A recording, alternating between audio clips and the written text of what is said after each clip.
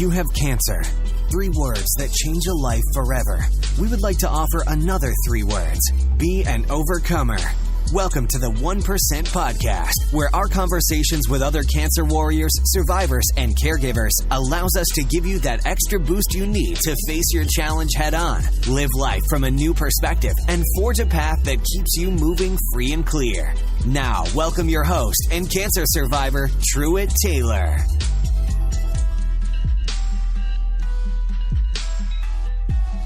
Welcome to today's episode of the 1% Podcast, the show where we interview young adults who are battling or surviving an unexpected cancer diagnosis.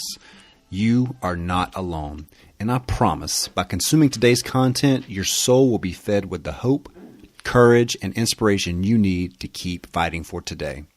I'm excited to be on your journey with you today. If you haven't done so already, be sure to head over to 1percentpodcast.com to sign up for our email list to see the latest news and updates for all our guests on the show. You can also check us out on Instagram, Facebook, and Twitter at 1% Podcast. If you want to join in on some of our discussions, please join our Facebook group, the 1% Podcast. To contact me directly for content, questions, or booking events, you can email me at info@1percentpodcast.com. This is episode 47 of the 1% Podcast. I'm so excited to be with you guys today. If you haven't checked out episode 46 yet with Raveen Sethi, definitely go back and check that out. I've received a ton of feedback from her interview and how inspiring it has been for so many young adults out there, especially young adults who are going through their cancer journey and have lost all of their hair. She got a ton of great feedback from that. I'd love for you guys to continue to share that message. On last week's episode, I started sharing vocal awareness techniques and rituals. So today I'm going to go over the third technique. But before I go over the third technique, I'm going to go back and recap the first 2 techniques on today's 1% Moment of Truth. And we'll cover the third one, and then we'll get right into my interview with Miss Lindsay Gerhard. So last week, I started covering the vocal awareness techniques from author Joseph. He has 7 rituals that help you become more aware of your true voice. So we did the first 2 together last week. I had everyone stand up, start at your core about 3 inches below your navel, and pull an imaginary string all the way up through the tip of your nose above your head to really get your core and your body to relax, for you to inhale, open up your chest. The first ritual that I discussed last week was start by saying thank you. Thank you to God. Thank you to Source. If you don't have any religious beliefs, just saying thank you to yourself. Taking a moment to take in the thought of saying thank you. So you can do that again right now. Take a moment and take in the thought of saying thank you. See how quiet everything just got in your head. And notice what your body did. It inhaled. The second ritual is to turn off your brain for a moment. You don't need to understand how this works, but simply hear the words, love and let go. Feel what it might be like to love and let go, and please embrace this thought. Once again, the first thing your body did was inhale. Is your space more internally and externally quieter? The third step, which is going to be new for us, I'm going to cover today, is about your breath. Our breath is fuel. So I want you to allow a slow, silent, conscious, loving breath. Let it go deeper and deeper and deeper, and exhale. You'll notice that our breath is not only physical, but it's emotional. Breathing is fundamental in the change of claiming our power. It's the quickest way to open us up and the quickest way to shut us down. If it's important enough to say, it's important enough to breathe before you say it. Breathing is the body's way of saying thank you for giving me permission to be me. It also recognizes the root of the word spirit, which means to breathe. So today, I don't want to just motivate you. I want to inspire you. I want all of you to go forth and inspire others to breathe into each other. Our voice has the power to greatly affect everyone we come in contact with. So use this technique today and see what happens. All right, that was today's 1% moment of truth. Now that everyone's breathing and relaxed, next week we'll cover the final steps of the vocal awareness from author Joseph. If you want to find out more about him, definitely go to YouTube. He has a ton of videos out there that go over these techniques in a little more detail. So let's talk a little bit about our guest on the show today. If you've seen her on Instagram, she's under the handle The Daily Lindsay. And if you follow her, you definitely know that she is a phenomenal advocate for breast cancer awareness. Lindsay's a 2-time breast cancer survivor, and she has the gift of dancing and bringing joy to everyone that watches. It's one of the first things that caught my eye. We actually have a mutual friend in common, and I connected with Lindsay, and immediately as I saw her profile, I was like, wow, this girl has to be on the show. And one thing about Lindsay, the first time I reached out to her, Lindsay wasn't quite ready to tell her story yet, which I think is a very important part of the process. And you guys have heard me say so many times that storytelling is part of the healing process. And the more Lindsay got comfortable with who she was and the ability to tell her story, the more she started healing. Well, a couple months later, Lindsay reached back out to me and told me she was finally ready to tell her story. And I cannot wait for you guys to listen to Lindsay's story today. It's so amazing. She is such an inspiration to me. I love watching her videos, and you cannot watch her videos without just smiling and just taking in all the joy and energy that she pushes out for everyone. So enjoy my interview with Miss Lindsay Gerhard. Hi, Lindsay. Welcome to the 1% Podcast. How are you doing today? Hey, Truett. I'm great. How are you? I'm doing good. Now, listen, before we get started, if someone hasn't seen you dancing, then I don't know. Oh my goodness. What they've been paying attention to online. But your dancing is really, it seems like it's caught a lot of people by surprise and just got a ton of enjoyment out of all you and those moves, man. Is that like I've got a few moves, yes. Yeah, I know. Is that like a family thing, or do you just kind of go with the flow, or what? It's funny. I was in the audience of Ellen's 12 Days of Giveaways. And since she's known for her dancing and keeps everyone in the audience dancing during commercial breaks, I just decided to practice my moves and share it on Instagram. And people really responded to it. And then I was like, oh, this is actually a really fun exercise and body positivity, because after cancer, you're left with something new. So yeah. I've been uploading my moves every now and then for the last couple months. Hashtag Marvelous Morning Moves. Yeah, you're crushing it, man. Thank you. And some of my Instagram friends have gotten into it too. So I love when they join in on that hashtag.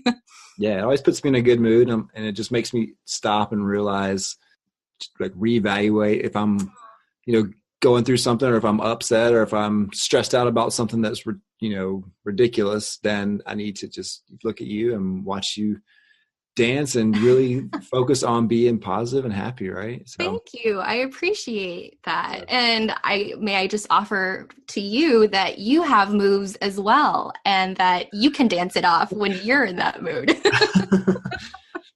That is true. I don't know. You don't have to upload it though. We don't have to. Okay, yeah. Just for you. I might lose all of my listeners on this podcast if I do that. So. Well, perfect. Well, welcome to the show. I'm excited to talk to you. I know we have a mutual friend in common, Lindsay. She's wonderful. So amazing. I'm so thankful to have met her. It's amazing how the universe works and brings people together, and just how I connected with her through my cousin's wedding. She did my hair because I was a bridesmaid, and I was so self-conscious about having short hair. And I told her I went through chemo, and she decided to share her story with me. And I just felt so blessed to have her do my hair, because I used to feel so proud of my hair. I was a hair person. That was my favorite feature. And to have her do that and have her expertise, and knowing that we shared this experience, it was powerful. It was amazing and inspiring. And I'm so thankful to know her. And I'm inspired by her stories so much. She's so great. I enjoy every time I probably, text her every couple of weeks just to check in on her, see how she's doing and stuff. I know she's got a second fight that she's working on right now with everything. So She's a fighter, though. Yeah, Lindsay, if you're listening to this, knowing that we're encouraged, we're here for you, we're encouraging you, we're all praying that you make it through this and just have like a even stronger story to tell. Well, like she said, she's the Magic Johnson of cancer, right? Exactly. I love that from her interview. All right, so let's talk a little bit about you. Why don't you tell all of our listeners today a little bit about you, who you are, where you've been, what you've done. I know you've had an interesting career as well, so let's hear it. All right. Well, I'm Lindsey Baguio Gerhard. I throw Baguio in there because I like to keep the Filipino flavor in my name. I'm 34. I live in LA in a neighborhood called Frogtown, right on the bank of the LA River. It's a lovely little space. I grew up in Orange County. I played tennis on the tennis team in high school. I went to Pepperdine, majored in broadcast news. There, I had the best time, studying abroad. I went to Florence for a summer. They had an amazing broadcast news program, which was my major, and had great mentors. And I got to intern at amazing places. And so I worked in journalism for a while, for newspapers, for TV stations, and online. And then got laid off in 2014. And at that time, I decided to take a break and figure out what's next for me because I was burned out. And so my husband and I tried for a family, and I had a miscarriage, unfortunately. And then we decided to go and buy our first home. And so that was my next project. We decided to do a fixer-upper. And then, when we bought our fixer-upper a few months later, while we were planning our renovation, I was diagnosed. So that was a big shock. Looking back, I see that I was a very stressed out person at the time.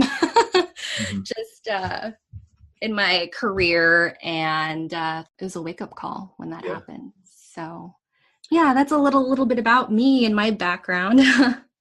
So why do you feel like it's important for you to be so transparent and to share your story with all the people that are listening today? Well, there's several reasons. First of all, I think it's very healing. The more I talk about my cancer experience, the less it feels like I'm carrying a burden. I actually feel lighter and feel good. It's cathartic. And I also feel like if I can help one person feel less alone in their journey, then I see the value in sharing my story. Also, as a woman of color, my parents are from the Philippines. I grew up here. I think it's really important to represent, not necessarily represent my culture, but just share my story, because when I see someone who looks like me sharing their story, I'm like, wow, I feel an instant connection, and there's another level of feeling less alone in this experience when you see yourself represented in a community. No, I love that. That's so true. Circling back to that question about why it's important to share my story, I have one more answer to that, actually. I was thinking about this, and I just hope it encourages other people to share their story, because every time we talk about cancer, it helps normalize the conversation, and we don't have to feel so self-conscious walking into CVS to pick up our prescription. We don't need to wear the wig. We can just go and be, and we don't have to make others feel comfortable. It takes one less burden off us. We shouldn't have to suffer in silence. So we can help each other and increase awareness if we're open to sharing.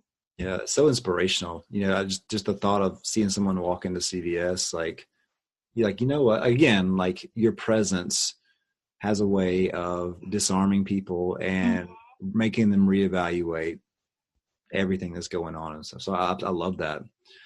So let's talk a little bit about your life prior to your cancer diagnosis. Who was Lindsay before she was diagnosed with cancer? Gotcha. Yeah, I was, like I said earlier, I was a very stressed out, detail-oriented person. As a journalist, I was very, I'm just naturally a curious person. Storytelling was a passion. I was very ambitious. I was a go-getter. I'm a list maker. I worked at amazing places. I got to work at Channel 7 in LA in the newsroom. I got to work at my hometown newspaper at the Orange County Register, and I was working at AOL, covering Hollywood. So all that, while it was awesome and exciting, I was always focused on my career. And so that didn't really leave much time for myself and for self-care. I look back at that time and I see now that that probably wasn't a really healthy way to live life, right. Being so stressed out all the time. I guess because my career was basically my life. Yeah. So you guys had gotten married. Okay. So yes, I got married in 2013. My husband and I had been together for about 4 or 5 years. And he's an animation director at Nickelodeon, and I'm so proud of him. Shout out to Dave. Yeah, we were excited about starting a family, moving to a home, our first home, and we were on track to have the ideal goals life. Yeah. Yeah. So everything changed one day. What was it that led you to make that first trip to go get checked out? What was going on? What happened was I was in the shower. I was just doing a regular self-exam, because, and I know I was kind of young to be doing it at 30, but my college roommate and very close friend, she had breast cancer in her early 20s, and I just knew to check. And yeah, that's when I felt the little lump, and it kind of freaked me out. And I just kind of waited on it for a week or two, just thinking, oh, maybe it'll go away. And then when it didn't go away, I was like, hey, Dave, do you feel this? Should I get this checked out? He was like, yeah, you should. And then I tried to make an appointment with the doctor, and I hadn't gone to the doctor in a long time. So making appointments really stressed me out, and I didn't know how to go about it, because when I called them, I thought, oh, I need to schedule a wellness exam, or I need to see my gynecologist. Trying to go through that process of making an appointment was really hard in itself. And they did not want to see me. They tried to say, oh, well, if it's just a lump, that's its own appointment. Or if you're just trying to do a wellness exam, I don't know if she can see you. And it took a while to actually get the appointment. And when I finally got in, the doctor said, oh, it's probably nothing. It's just it could be a cyst. You're young. And, the logic person in me said, oh, okay, great. The percentage of me being a cancer, of it being cancer, is so low. I'm not worried about it at all. So I was just okay, let's go do the mammogram. Let's do the ultrasound. I made the appointment by myself. I went in because I didn't think it was a big deal. The tech took a long time to do my mammogram. She did a few shots, and then she went out of the room, took a long time to come back in, took a few more. Ultimately, the radiologist came in and was like, I see something suspicious. Mm-hmm. How soon can you get in for a biopsy? And I was like, let's do it anytime. And so they called me just a couple hours after. I vividly remember this because I just didn't know how to react. I was in shock. So I went to JCPenney, just I remember walking around, just looking at whatever, trying to, I don't know, shopping is my retail. It was retail therapy for me. Yeah. And they called me while I was in JCPenney, and they were like, can you come in tomorrow for the biopsy? And I said, okay, sure. And it was on the west side of LA, and I'm coming from the east side. And that was even a trek in itself to do, because morning rush hour is over an hour and a half. And that was a journey, literally. I told my mom, and she's like, I'm there. She was there the next day. She's a nurse. So it really helped to have her expertise through this whole experience. I remember her telling me that, that time I told her I had the appointment, she's like, we just have to think of it as cancer. I mean, that's the realist in her. Like, I was like, okay, wow. Yeah. And for me, I think I was just trying to take it one step at a time, just trying to like, okay, this is next. This is a next. This is how we go rather than trying to like get over, think about the big picture. It would just be too overwhelming. So we go in, my husband, Dave, is with me and my mom. They bring me to the back and I ask if Dave can come with me. And they're like, no, he can't. And that shocked me, but I was like, okay, let me just try and do this on my own. And I put on the gown and they bring me into the room and I'm waiting for the doctor to come in and talk about the procedure. And that's when it hit me. I'm like, oh crap, I'm in here because they think it's cancer. This is happening. Like they're gonna, I didn't know what a biopsy entailed. And so I was scared of that process, and I broke that. That was like one of the few times I cried while at the doctor's office. What were you so nervous about? Well, what was your biggest fear at the moment? The needle, like the big thing that they put in your boob to like take out the tissue. I didn't want to feel it, and I was very fortunate that the facility that I was in, they were very, there was a lot of humanity to their process. Like they did aromatherapy. The room smelled like lavender. They played music. It was actually, they tried to make a bad situation okay. Mm-hmm. And I remember that same day I had my biopsy, I was in the process of interviewing for like my dream job. And I had scheduled my interview that same afternoon. And I thought about canceling it because it just all seemed like too much. But my husband and my mom were like, no, you should go. It'd be good for you. You're fine. You got up. And I was like, yeah, I am fine. I can do this. Like, it'll keep my mind off, what's going on. And so I went to my interview. I had my biopsy in the morning, and then I had an interview at the LA freaking Times. Wow. To run social media for this very cool project that they had going. And I was like, I'm probably not going to get called back because I don't know what state I went into that interview, but at least I did it.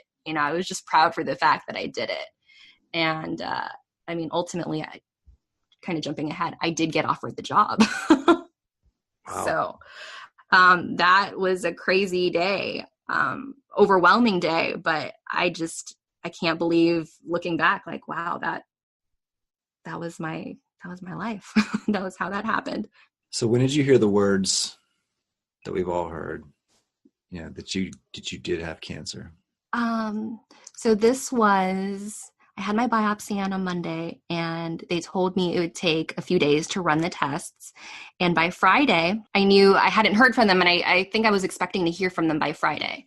And I was so nervous. My husband, he called in to work and took the day off just to be with me, which I really appreciated. And we were just at home waiting for the call. I was in the middle of a Real Housewives of Orange County marathon. I'd never been into that reality show until like that week when I was like trying to get my mind off like my own drama. And the call came from my primary doctor, and she told me over the phone, which I thought was so weird. I mean, looking back, I would have preferred to just know whenever, as soon as possible. But I always pictured it would happen in person. Mm-hmm. And she said, it's cancer. and launched into, I'm going to coordinate all the doctors. Don't worry. You're going to have the best doctors. I know this oncologist. I know this breast surgeon. They're amazing. They're known in their field. And she's like, my team's going to like handle you getting your appointments. And that was that. I'm trying to remember how I felt in that moment. And I think the way my mind works, I'm more of just like, what's the next thing? Let's take this step by step. And so I was just focused on getting like appointments and not really like thinking too hard. Okay, this is really cancer. I could die. Like we don't really know too much at that time because they're still trying to figure out what stage it's in, what kind of cancer it is. I was just like, okay, well, we'll do the PET scan. We'll do the CAT scan. We'll do all these genetic testing. We'll figure it out and just take it one step at a time. So when did it all hit you that you actually had cancer? We all had that moment where it's like, oh man. It's such a blur. That whole time is such a blur in my memory, but I think it was meeting my oncologist for the first time. Mm-hmm. I remember that I was going to meet my mom and Dave at his office. I'm so lucky that my mom and my husband were there for all of these initial appointments. They were my A-team and amazing in their support. And so I was trying to get to my oncologist's office. I was running late and I took the wrong freeway ramp. And I started crying. I was like, oh my goodness, I missed my freeway ramp. I'm never going to get there. I'm going to have to reschedule my appointment. This is really happening. Like it just got overwhelming. That's when it hit me. And actually what took me out of that moment was praying the Lord's Prayer. I just kept repeating it until I got to the office, and that helped me focus. What was it about that prayer that really gave you peace, you think? I think it's my history with it. Mm-hmm. I remember the first person who was very close to me that died was my grandfather. And we were at the hospital, and I remember praying that all the time with him. And it was a comforting prayer for us at that time. And I always think of him when I pray it. And I know that now, even though that he's gone, like he's always here. His spirit is here, and he's watching over me. And it connects me with him and reminds me of the strength and it reminds me of the strength of my family. It's a connecting prayer. Yeah. You got the news, you started going through the treatment process and stuff. What type of medication did they start giving you? The treatment plan for my cancer. So I had stage 2 estrogen positive cancer. It was 3 centimeters large in my right breast. And the plan was to do a mastectomy. I felt very strong about doing a double mastectomy. Mm-hmm. And so that was the plan all the way up until the day of my surgery. And while we were planning the surgery, I went through one round of fertility preservation. And then I went through another after my mastectomy. So I wasn't on any specific medication until after active treatment, when I did hormone therapy and was on tamoxifen. And then you decided, did you end up having a double mastectomy? No. So on the day of the surgery, my breast surgeon had the foresight she went ahead and booked the surgery room as a double mastectomy, but she really wanted me to do a single mastectomy. And I felt like, no, I'm going to stick to my guns. I want it. This is going to happen. I'm just going to take care of it now. Actually, she talked me into doing a single mastectomy. And for me, it just felt right. I didn't think it would, but when she put it this way, that let's focus on, the sickness first, and then we'll take care of the other side next. There's a risk involved when you are put under for that long. Right. And when I thought about it, I thought, you know what? I would have hated if my left healthy breast was the cause of an infection, or there was a complication during surgery. So I said, okay, that makes sense. Let's, I think just doing the right side for now is the right choice for me. Were you going to have a double just to try to take care of anything that might happen in the future, just going to try to knock it out at once? Yes, I just wanted to knock it out at once. I've read, you read like Angelina Jolie, she's like the patron saint of breast cancer. And her story is empowering. You're in control. You feel more in control. But no, ultimately, the third prong of, why I just did a single mastectomy was because I wanted to still have a child. So I was hoping that I could still breastfeed. So that was the other reason why. And I can just see my breast surgeon being so happy that she talked sense into me, because people can be very, I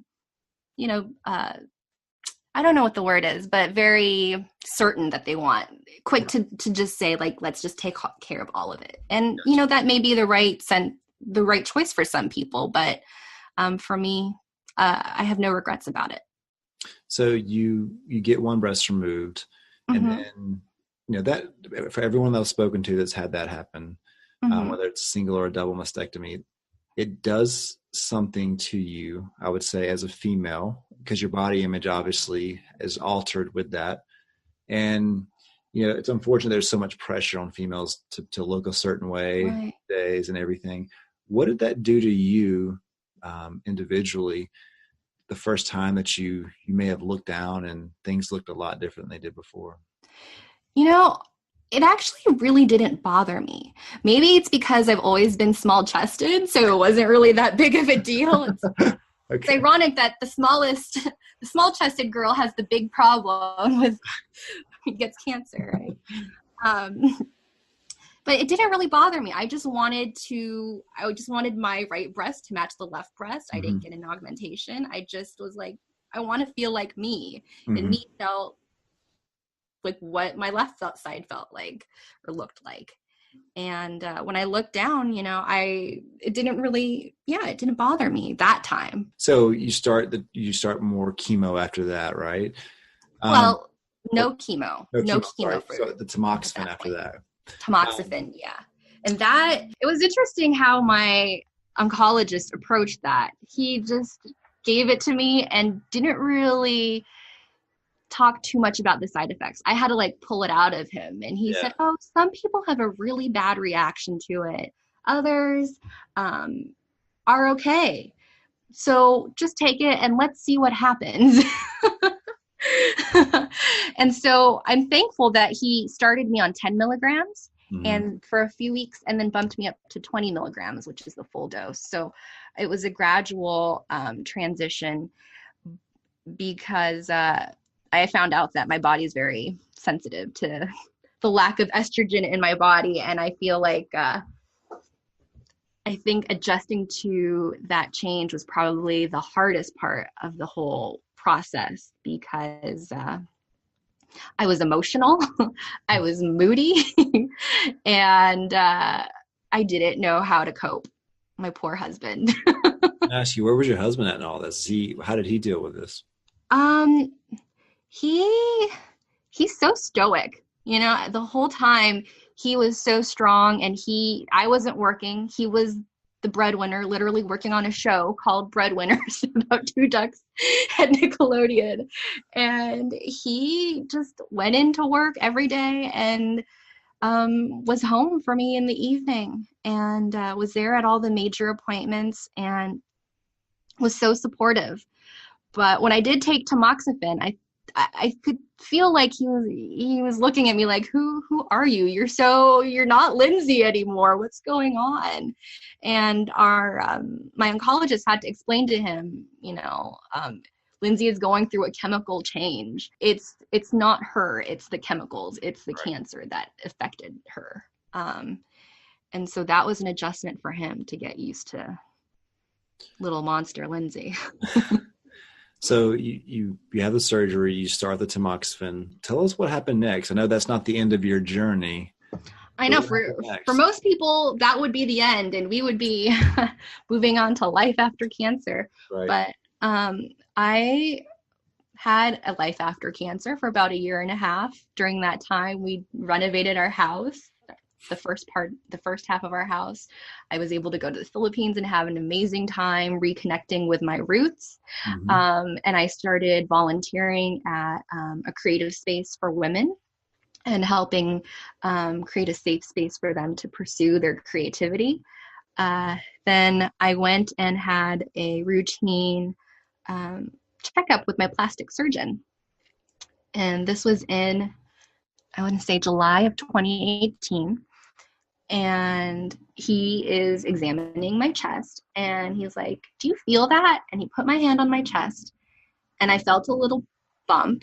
And I said, "Oh yeah, that's just scar tissue from my biopsy." And he said, "I'm not sure about that. I'm going to write you a prescription for an ultrasound and a mammogram." And I was like, "Okay, fine." And I didn't take it that seriously. Right. And I was going to see my oncologist in 2 weeks. So I just kind of sat on it and was like, I'll talk to my oncologist about it and see what he thinks, if it's worth going in and have it checked out. So 2 weeks later, I see my oncologist, and we're talking. I mean, for me, like, the priority at the time is talking about tamoxifen and how it's ruining my life and how can we manage these side effects and get back to being normal. And we were addressing those, and then I was like, as we were wrapping up the appointment, I said, "By the way, I saw my plastic surgeon. He felt this little bump. Do you want to check it out? Like, do I need to get this checked out?" And he looks at me. I'll never forget the look on his face. And he's like, "Lindsay, why did you wait until the end of the appointment to tell me this? This should have been the first thing on your list." And I literally had a list of things to talk to him about. I was like, "I don't know. It just didn't seem that important." And he's like, "Of course, go get it checked out." And so that's what started this second experience with breast cancer.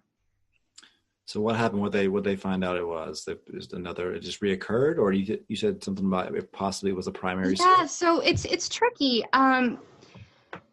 It's kind of hard for me to explain because I'm also still trying to understand it, but I've talked to my oncologist and had him repeat this to me many times because it doesn't make sense. But because it happened in the same chest where I had my mastectomy on the right side, and it was so close to the initial tumor, they won't ever know if it was a recurrence or a primary case. Right. But he decided, my oncologist's approach was to treat it as both separate cases. So it turns out that it was stage 1. And because it grew while I was on tamoxifen, he was very aggressive about treatment. That's when I got the whole shebang with cancer treatment. So did they give you the Red Devil after that? Is that what it's called? Yes, I had adriamycin, Cytoxan, Taxol. I had 12 doses of chemotherapy over the course of 5 months. I showed up to everyone looking fabulous. That was my medicine that day. Of course you did, yeah. I really got into headscarves and just, if I felt like crap on the inside, at least I put some effort on the outside and felt a little better.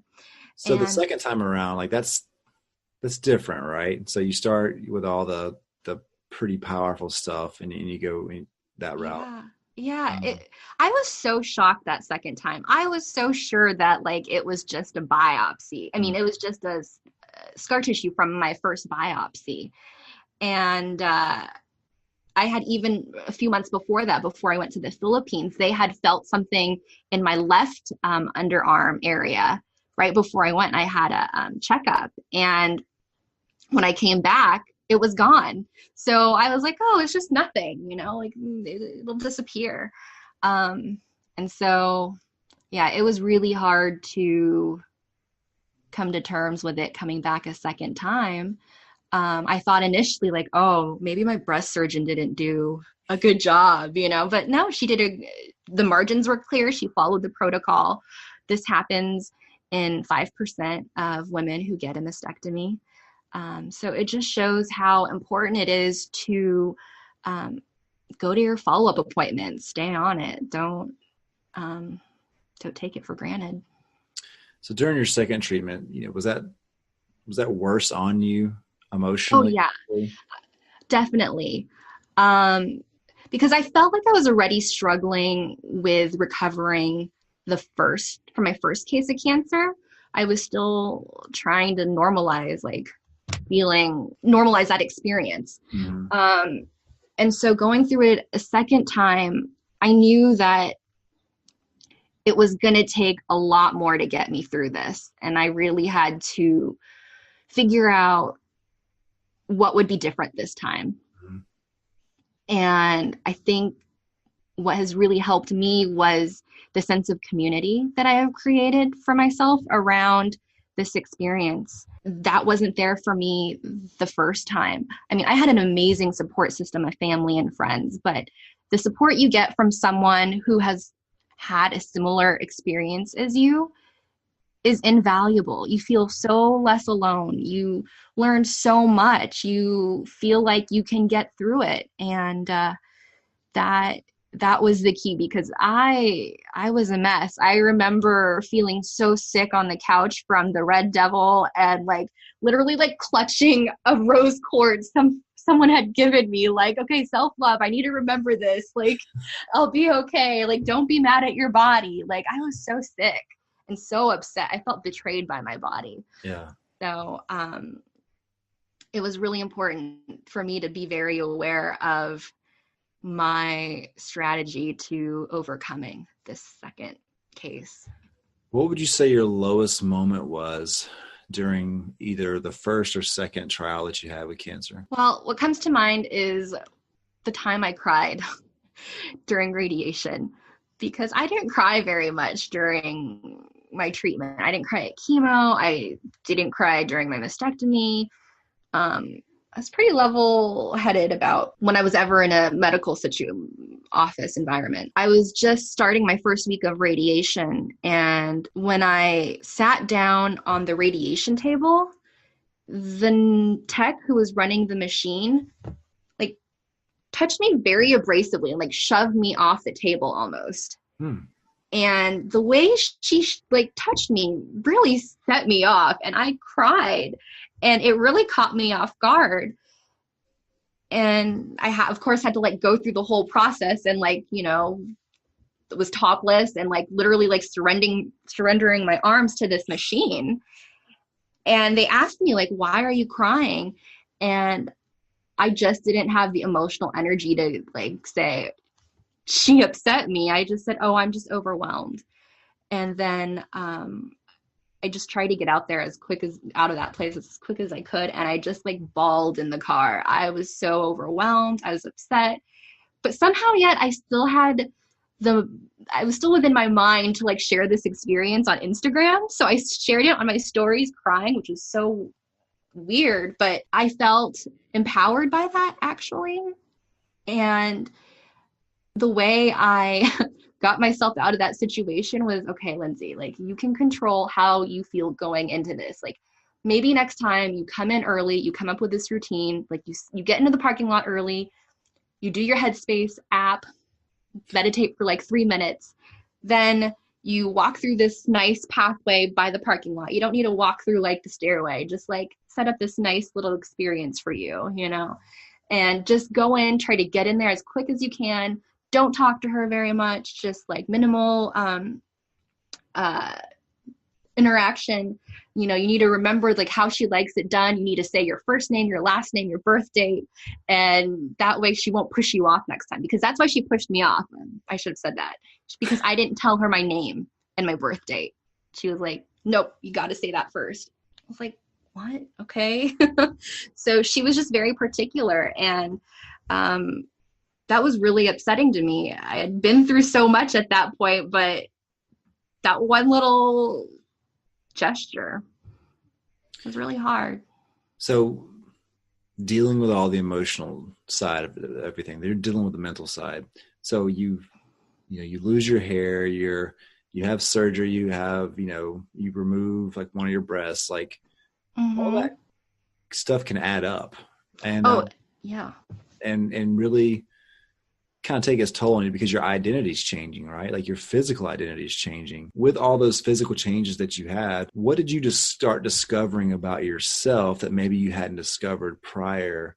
I know you said you were really busy and you were career focused and everything, but as your body's changing, as your identity is changing, what are you starting to discover about yourself that was way different than it was before? It's really forced me to sit down and like listen to what's really going on. I was either an avoider, a compartmentalizer, and I was very hard on myself. I had very high standards. I was a perfectionist.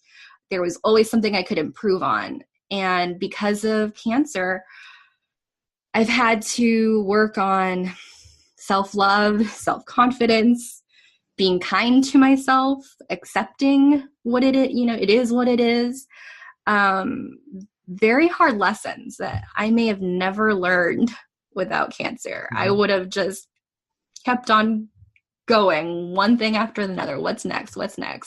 Now I'm like, oh, I can look around and enjoy this moment. Like I can be present. I'd always been curious, like, oh, I wonder what it's like to be present. How do you become present? Yeah. And I was trying to figure out how to do that, but I didn't know. And now cancer has taught me how to be present and really just in a moment and not, like I like to plan. Like I wrote down on some talking points today and like I have all these Post-it notes and stuff, but really like I'm okay now. Like I don't need that. I can just like look at you and talk and I can be present and it's okay. Like I know that everything I need is in me and it's taught me to trust myself more. And being present makes you more appreciative and it makes you really enjoy life a lot more because we miss so many things when we're either looking behind us, which is the worst thing we can possibly do, or if you're looking too far ahead. I'm a planner as well too, so I totally know exactly what you're talking about. The only thing I don't plan is like what I'm eating, which I probably should do that. But I write down what's the plan for dinner too. Gosh, I wish I could do that. But I know what I'm doing like the next several days and trying to fit it all in, and I'm so busy doing that. But when I take moments to stop, be thankful from where I'm at, so I have a big sense of gratitude, be present. I tend to enjoy relationships more and you get more out of experiences because someone told me a while back, and it was someone that I interviewed. She said that she used to worry about living a long life and think about all the things that she was going to accomplish, right? Because I'm going to live this long, and I'm going to do this, I'm going to do this. She said when she stopped worrying about living a longer life and started worrying about living a deeper and wider life every day, she started enjoying her life a lot more. And this lady has had 7 years straight of chemotherapy. She'll be on it for the rest of her life. And that to me, like hearing that is probably one of the most powerful things I've heard from people because it resonated with me because I am, preparation is 90% of the battle for me. So if I'm prepared, I can usually figure everything else out on the fly. But when that takes you away from being present lots of times. And so that was something that was really important to me. And just to hear you said a second ago, like you're more present, you're probably more intentional now about being present. And that to me is probably one of the biggest blessings from cancer is being more intentional about my life.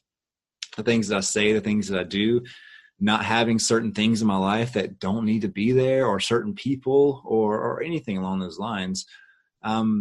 So I'm curious for you, what do you think one of the best things that cancer has done for you in your life now? Because, you're coming out on the other side of everything now, right? Your hair's growing back and everything. It looks great. So, your spirit, it's mind, body, spirit, right? Those are 3 things that we have kind of going on at one time. So just by your videos and your dancing, we're going to go into more detail about that dancing. Okay. But your spirit is starting to like shine more, and you're being more vulnerable, and you're, all these things are really changing about you. What would you say is maybe one or two of the best things that cancer has done for your life now compared to where it was before? I know myself. Before, I defined who I was by my relationships to other people, by my job, by, I don't know, like I'm a wife, I'm a homemaker, I was a journalist. Now I feel like, yeah, that's part of me, but that's not the most important part of me. Like, I'm more in tune with what really speaks to me, how to go with the flow of life. It's easier for me to listen to, how do I say this? It's easier for me to not be influenced by my environment, and easier for me to just be me and stick up for myself and be an advocate for myself and follow my passion. Because some of these things that, I've been doing, like dancing, or I don't know, like sharing my vulnerability and whatever on Instagram and getting really personal on posts. These are all things that have kind of been there in the background. Like, I've always wanted to do these things, but just didn't really quite know how. And cancer has given me permission to just like let it out. Like, okay, we're here. This is happening. There's no way I'm going to be perfect anymore. Perfection is unattainable. Like, let's just let it out, air it out. And so, yeah, I think that is the most important thing that I have learned from this experience. And I don't think I would have ever learned. I don't know how I would have learned it without cancer. Right. Which is crazy to say, but there is a positive side to this, actually. Just take advantage of every sweet moment in life. Life is sweeter, actually, because of cancer. I read something in The Count of Monte Cristo, which is like my favorite book. And basically, like, the gist of it is, you can't feel really, really high unless you have felt low, you've been really low. Mm-hmm. And that, I feel like that's so true. The best moments are so good because I know what low feels like. Yeah. One thing I get from you, and you may have heard this or not before, but your vulnerability speaks volumes about you. And that's one of the biggest traits that a lot of leaders and a lot of people in general are very uncomfortable with, because everybody wants to put out the, I'll call it it was opposite of what you're doing, like the Instagram life, right? Mm-hmm. The best pictures that are edited. You're great. You're having a fun time here. Everything's perfect. Your hair, your makeup, everything looks great, right? All the time. That's a life that people try to present a lot of times. But the vulnerable side of you that you allow people to see is so authentic and raw and real. And I think that's why people connect with you so well, because we all would rather be around someone who's real than someone who's always right or looks right. Because that's not, look, who knows what everybody looks like when they wake up in the morning and go through life, right? But you have a gift of being able to be comfortable and show that to people. And it just makes people, from what I've heard, because I know several people that follow you, they tell me it makes them really feel okay with being who they are. Wow. And being okay with being sick or being low or not having enough energy to talk to people or, anything along those lines. Your vulnerability, which I know you don't know this because people won't really tell you this, right? Because they suffer in silence lots of times. But oh my goodness, I'm getting teary-eyed over here. Wow. I've heard that about you. Like your vulnerability is one of your biggest strengths in a way. And I know that's hard because being vulnerable is never easy, because as soon as you're vulnerable, like you're afraid, everybody's afraid of people judging them for being vulnerable. But if you can get over that fear, which you have in a lot of ways, and continue to promote yourself, and it's your own personal brand in a way of loving yourself, enjoying every moment. You're dancing, everything that you're doing, like it's really impacting a lot of people. And It wouldn't if you were afraid, if you weren't, it would not if you were too afraid to share that with people. So I don't know if you ever think about things like that. That's one of those things that I see in your story. And that's how I knew when we connected originally from Lindsay that you would be a great influence for a lot of people, because who you are is so important. And it only takes one person to dramatically change someone's life, even if it's for a moment, if it's for a reason, or a season, or even like a lifetime. And I feel like God places people in our lives like that. And it could be a quick, a minute and 50-second video they see of you that changes the way they look or they feel or their mindset when they go in to get chemo. Or they had those days where they look down and both breasts are gone, or they're bald, or all those things that you've experienced or have had to go through and stuff. So you relating to people is so powerful and important. So don't ever change who you are when it comes to that. Okay. Wow. Thank you for that gift. That is so beautiful. The way you said that, it means so much. Yeah. You mean a lot to a lot of people. So, people don't hear that enough, I think. So my approach to sharing is whatever I feel like I don't want to share, I'm like, okay, I need to share that. If that's my initial reaction, I need to share it. And I do it for me because it's cathartic and I need to get it out there. And then, I feel like, other people find it helpful too, but to hear that from you, that people do find it helpful and empowering, it feels really good to know that it makes a difference, and that whatever my insecurity is, someone else is feeling the same thing, and we can get through it together. All right, Lindsay. So what are some additional resources that you think our listeners should check out today? There are a few, actually, because the community that I've come across on Instagram has been so instrumental in helping me in this second recovery. And I feel like I've been able to progress faster because of their support. So I think if you have breast cancer, definitely check out the Breasties. They're hashtag the Breasties and at the Breasties. I'm proud to be a member of the SoCal Breasties, and we see each other a few times a month, and they have chapters across the country, and they do meetups. So they're amazing and such a wonderful source of support. Also, the Cancer Warrior Foundation. Through them, I have free access to Headspace and yoga classes online. And Sarah, who runs it, is an amazing, I don't even know what to call her. Like, she's obviously a person, but she does a lot of mentoring and coaching. And she had, I think, ovarian cancer. Mm-hmm. And I just went to one of her yoga parties a few weeks ago as a fundraiser, and they're just an amazing organization doing amazing things for people in the community. Also, Chemo Angels. I had 2 Chemo Angels during chemo, and they would send me little care packages and notes, and it was like the highlight of my week whenever something came in the mail from them. It's a free service, and it was so nice to connect with people when I was homebound and basically a germaphobe and not meeting anyone. So I was really into writing them back, and you don't have to do that, but that was just what I chose to do. So Chemo Angels is great. Also, what made fertility preservation possible for me was Livestrong. They offer free medication to women who are going through that preservation process.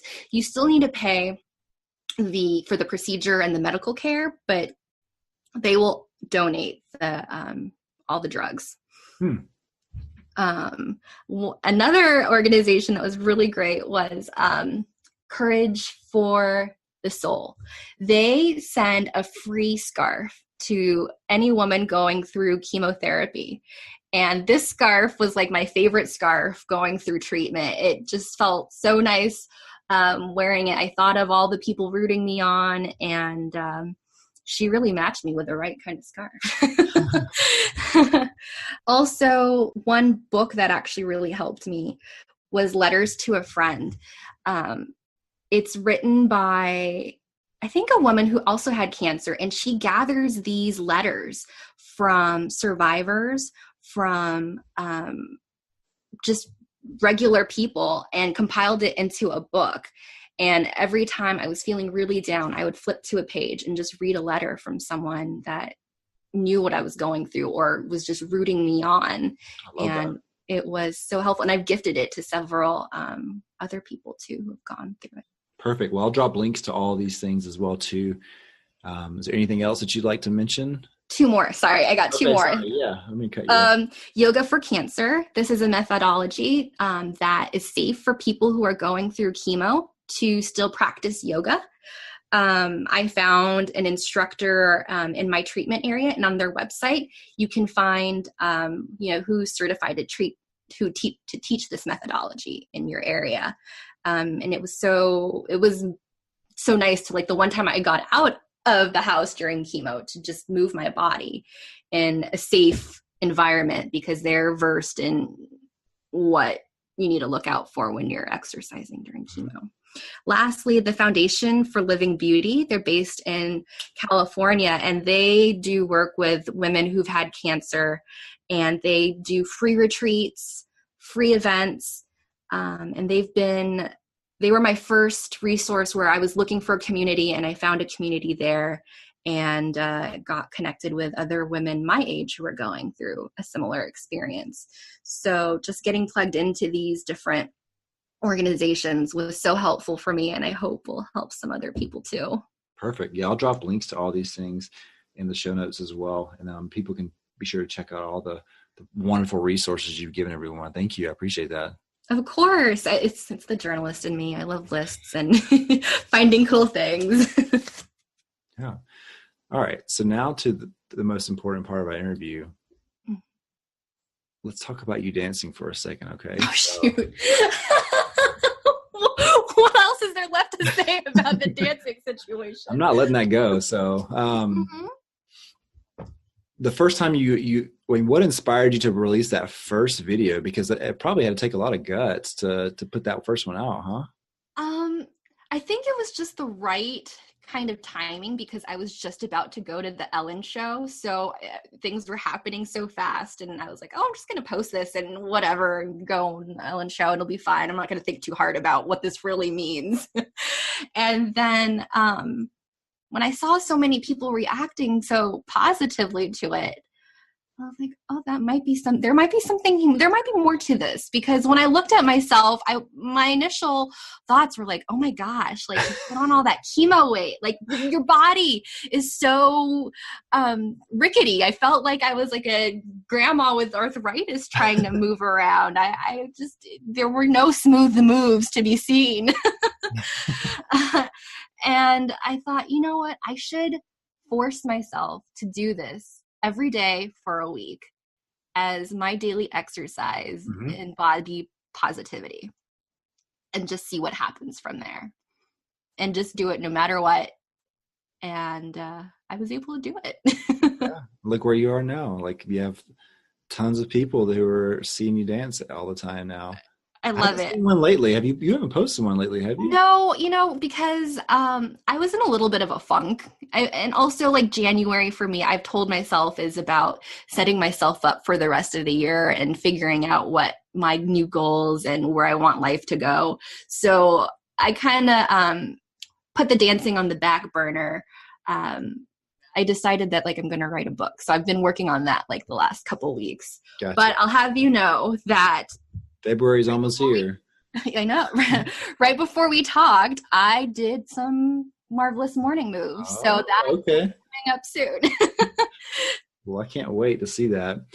If, again, you have an amazing story, and you're only in, like, the second or third inning of your influence. I think you have so much more to give to people, and so much more to do in life, and so many great things to look forward to.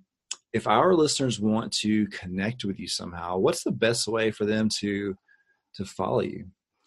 Instagram is my chosen social media platform of choice right now. I'm at The Daily Lindsay, and Lindsay is Lindsey. I'm also on Twitter, but not there as much. And I also have a YouTube channel that has yet to be revived, but I do have some videos there. I tried to vlog my chemo experience, but I didn't quite go according to plan. But I do have a few videos about going through chemo up. So Gotcha. Find me there. I love connecting with other overcomers and survivors and people going through their treatment and cheering them on. So love to make more friends. Well, Lindsay, you're amazing. And I'm so glad we connected. I'm so glad Lindsay, the other Lindsay, connected us together. Now I have two great Lindsays to talk to here. And I'm excited about your story. Like, again, continue to do what you're doing. Continue to be vulnerable. You're pushing yourself outside of your comfort zone, which is where all the growth happens. It doesn't happen in your comfort zone. And you're growing, and you've got so many great things to look forward to in life. And I'm going to keep everyone posted. If you didn't hear or say it earlier, be sure to follow Lindsay at the Daily Lindsay. I'm going to post a link to that in the show notes here, so you can check out her Instagram page and see exactly what I'm talking about if you haven't already, as far as all her morning moves that she has over there. And thank you so much, Truett. It's been an amazing experience just going through this podcast situation with you, and I've learned so much about myself, and giving me this opportunity to be an advocate for others and for myself and share my story.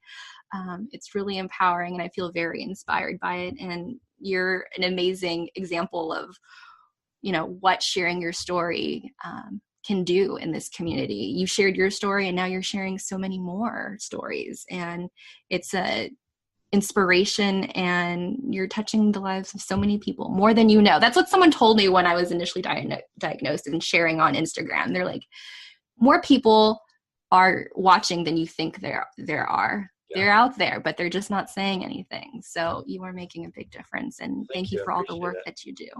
Awesome. Well, thanks for being a guest on the show. I'll keep everyone posted and updated on all the great things you're doing, okay? All right. You take care. Thank you. We appreciate you spending time with us on today's episode and encourage you to continue the conversation to help you keep pushing forward. For more resources based on today's episode, as well as ways to recommend a guest and connect to Truett personally, head over to 1%podcast.com. Be sure to join us next time for more stories of inspiration right here with Truett Taylor on the 1% Podcast.